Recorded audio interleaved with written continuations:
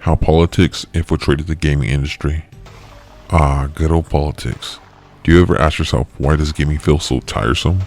Why is there always some breaking news, accusations, gaming fanboyism, tribal brand arguments, streamers getting cancelled and banned, game sale brags, and console wars? Well, you come to the right place. You see, I'm going to explain it to you the most simple way I can imagine. I'm going to break down 3 main topics, but use something like a Venn diagram. Diagrams. I really do. I love Venn diagrams. It's just something about those 3 circles and the analysis about where there is the intersection, right? Yeah, I think you agree with me. The industry is now part of a vast market of the political investment. So without further ado, here's part 1 of the series. Topic 1. Capitalism against progressive socialism in the gaming industry. Think of one of the biggest problems in the last 10 years or so. The problem that has been a big giant stain in the gaming world. That is microtransactions. Before I explain to you what microtransactions are, I'm going to state that I support capitalism. I mean, everyone does, unless you're a far left extremist. I mean, even though they are all using capitalism to build their YouTube channels and stay speaking on topics they don't own or have any part in, but a free market, you have the ability to do that. This is America, the greatest country in the world. But back to the topic. The first major developer that used microtransactions on a mini scale was some small little developer known as Bethesda. Bethesda, which in 2006 in the Elder Scrolls series, as seen in the clip, was charging a small fee for $2.50 for a cosmetic horse armor. Now players were shocked and outraged, thinking, why would I pay for an item that should be already put in the game at launch?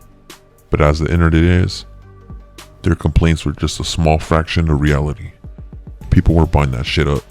Not long after that, companies took note. One of them, with no surprise, was EA, Electronic Arts, in 2009 introducing FIFA Ultimate Team, a mode where they use digital trading cards for a specific game mode that players can compete, trade, win, and wait for it, buy.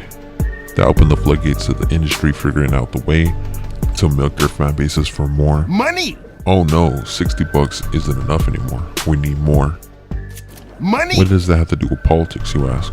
Well, that's where our good friends at the FTC, CMA, EU, and other governing bodies stepped in due to sitting on their hands as a corrupt organization they are, and not even batting an eye to the problem building.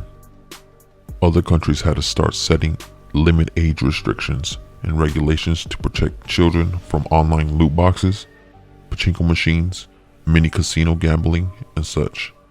Now you're probably like, those evil corporations, how dare they? Well, in that world, there's actually nothing wrong with capitalizing on your customers, but only if you treat them fairly and include more bang for their buck, aka more benefits. After the corrupt governing bodies collected their piece of the pie and were forced to actually do something about the problem, they forced developers and gaming companies to age restrict, get rid of loot boxes, and focus more on the cosmetic side, which companies slowly but surely did. So the big brains in their meetings put their brains together and thought of the greatest current pivot known to men in the gaming industry today, and that is free-to-play games. Not only could they create an infrastructure of endless money grab tactics, battle pass bonanzas, and a cosmetic heaven, but the key word to the idea was free to download, no purchase necessary.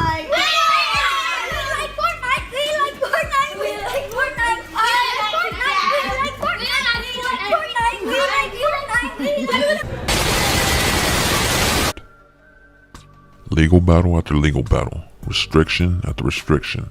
The only reason the governing bodies laid off the companies is because the game is free, and socialists love free things, right? Lena Khan and her progressive goons lost case after case due to just being horrible at their job, instead of actually doing what they were created for, which is protecting the consumer. They were duped with the free-to-play model, and Lena and her top governing body executives desperately needed a win. In their eyes, these dirty capitalists. So back and forth they go, lawyers' pockets getting fatter than Lizzo after visiting a damn hometown buffet. Years and months of back and forth of Lena getting ragdolled worse than like Caitlin Clark in the I believe to Angel Reese. Yep, across the head, and they will go to the monitor to review this one.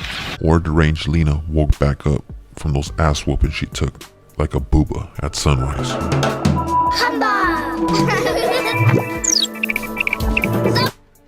Even though Xbox has had this, let's call it, tax by the gaming journalists for years, everyone thinks because they're PlayStation fanboys or they have a vendetta against Xbox. No, it's quite actually the opposite.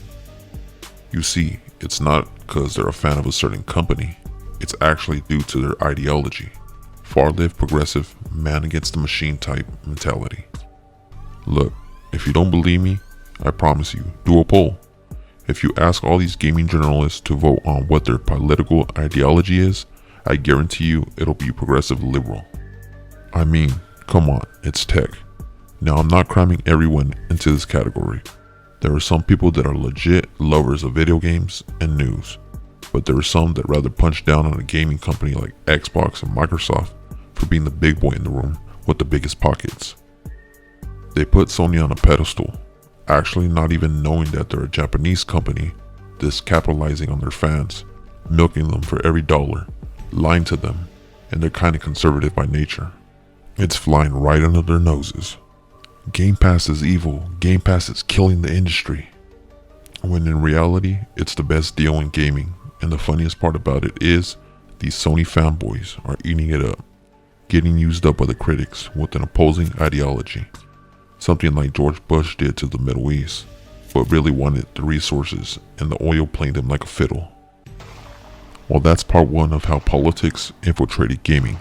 Stay tuned for part 2 on this 3-part series. Until then guys, this is Savage. Stay hydrated. Peace.